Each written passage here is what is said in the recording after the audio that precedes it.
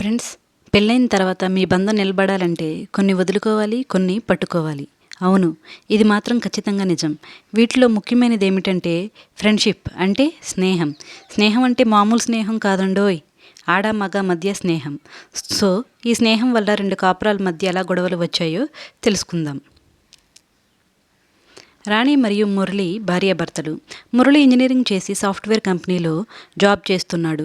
రాణి కూడా ఇంజనీరింగ్ చేసి మ్యారేజ్కి ముందు జాబ్ చేసేది. వాళ్ళకి మ్యారేజ్ అయ్యి 5 ఇయర్స్ అయింది. వాళ్ళకి ఒక పాపని ఇప్పుడు స్కూల్లో జాయిన్ చేశారు. ఇంకా రాణి మళ్ళీ ఇంటర్వ్యూస్కి వెళ్ళడం మొదలుపెట్టింది. అమీర్ ఇంజనీరింగ్ చేశాడు. క్యాంపస్లో జాబ్ తనకి రాలేదు. అతను కూడా ఆఫ్ క్యాంపస్లో ఇంటర్వ్యూస్కి వెళ్ళడం మొదలుపెట్టాడు. ఒకరోజు అమీర్, రాణి ఒకే జాబ్ కోసం అనుకోకుండా ఇంటర్వ్యూకి వెళ్ళారు. అమీర్ ఒక ముస్లిం, రాణి ఒక హిందూ. వీళ్ళిద్దరూ కౌన్సిలింగ్లో ఎదురుపడ్డారు. రాణిని అమీర్ చూశాడు. పండువెన్నెలంతా రాణి మొహంలో నింపుకున్నట్లుగా కనిపించింది రాణి అమీర్కి. మీరు ఇంటర్వ్యూకి వచ్చారా అని మాట కలిపింది రాణి. వెంటనే కళ్ళు ఆర్పకుండా రాణిని చూస్తున్న అమీర్కి మెలకువ వచ్చింది. ఇట్లా వాళ్ళిద్దరికీ మాట కలిసింది. అమీర్కి ఇంకా పెళ్లి కాలేదు. ఇద్దరు ఫోన్ నెంబర్స్ కూడా మార్చుకున్నారు. తర్వాత వాళ్ళిద్దరికీ అదే కంపెనీలో జాబ్ వచ్చింది. అమీర్ ఆనందానికి అవధులు లేకుండా పోయాయి. అమీర్కి తండ్రి లేడు, అమ్మే పెంచింది. అమీర్కి ఒక చెల్లి ఉంది, తనేమో ఫిజికలీ హ్యాండిక్యాప్. వీరి మధ్య స్నేహం బాగా పెరిగింది. అమీర్కి రాణి ఒక ఓదార్పులా ఉండేది. వాళ్ళ స్నేహం గురించి ఆఫీస్లో టేబుల్స్ మీద, చైర్స్ మీద అసహ్యంగా రాసేవాళ్ళు.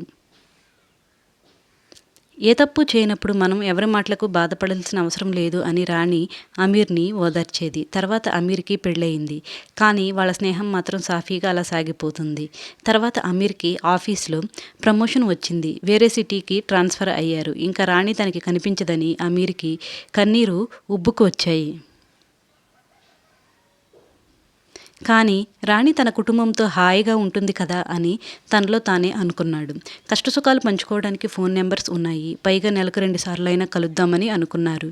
కానీ రాణి తనను విడిచిపెట్టి వెళ్తుంటే తన సంతోషం, ఆత్మవిశ్వాసం కోల్పోతున్నట్లుగా అనిపించింది అమీర్కి.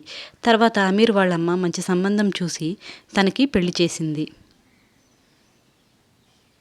అసలే రాణి లేదని బాధ. దీనికి తోడు రాణితో చనువుగా ఉండటం ఇష్టం లేనివారు అమీర్ని, ముస్లిం మతాన్ని కించపరుస్తూ అమీర్ వాళ్ళ వైఫ్కి లెటర్స్ రాశారు. మెయిల్స్లో ఫొటోస్ కూడా పంపించారు. ఇంకేంటి, నిప్పు అంటుకుంది ఫ్రెండ్స్. అమీర్ వైఫ్ బాగా గొడవ చేసి పుట్టింటికి వెళ్ళిపోయింది. పంచాయతీలు జరగడం ప్రారంభమయ్యాయి. సేమ్ ఇలాగే రాణి వాళ్ళ హస్బెండ్కి కూడా లెటర్స్ రాశారు. మెయిల్స్లో ఫొటోస్ కూడా పంపించారు. మురళి కూడా రాణిని వాళ్ళ పుట్టింటికి పంపించాడు. పాపని మాత్రం తనతోనే ఉంచుకున్నాడు. ఆ అజాత శత్రువుల దాడి తీవ్రమైంది. రాణికి అమీర్ మీదే అనుమానం వచ్చింది. అమీర్ బాగా ఆవేశపరుడు. తనని అవమానించడం తట్టుకోలేకపోయాడు. అందరి ముందు వాళ్ళ ఇంటికి వెళ్ళి రాణిని తిట్టాడు.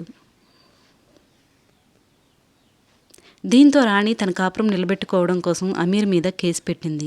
అమీర్ రాణి తన పరువు తీసింది అని అదే పోలీస్ స్టేషన్లో తన గురించి చెడుగా మాట్లాడాడు. సో ఇంకా వీళ్ళిద్దరి మధ్య పచ్చగడ్డి వేస్తే బగ్గుమన్నంత దూరం ఏర్పడింది.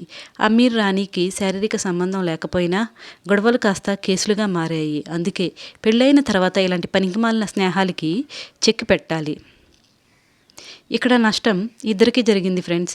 అమీర్ ఆవేశానికి రాణి ఫ్యామిలీ డిస్టర్బ్ అయింది. రాణి చనువుకి అమీర్ ఫ్యామిలీ డిస్టర్బ్ అయింది. కొన్నాళ్ళకి కేసు సెటిల్మెంట్ చేసుకున్నారు. ఎవరి జీవితం వాళ్ళు ముందులా కాకుండా అరకొరగా గడుపుతున్నారు. దీనికి కారణం కేవలం వీళ్ళు చేసిన పొరపాటే. అదే పనికిమాలిన స్నేహం. పెళ్ళి అనేది లవ్ మ్యారేజ్ అయినా లేక అరేంజ్డ్ అయినా జీవితాంతం కట్టుబడి ఉండాలి. పెళ్ళైన తర్వాత బంధాలకు విలువనిచ్చి మంచి భర్తగా లేక మంచి భార్యగా నిలబడాలి. ఈ చిన్ని కథ మీకు నచ్చిందని ఆశిస్తున్నాను. కాబట్టి నా కథకి ఒక లైక్ కొట్టి షేర్ చేయండి. మరియు ఇలాంటి కథల కోసం నా ఛానల్ని సబ్స్క్రైబ్ చేసుకోండి friends. Thank you for watching.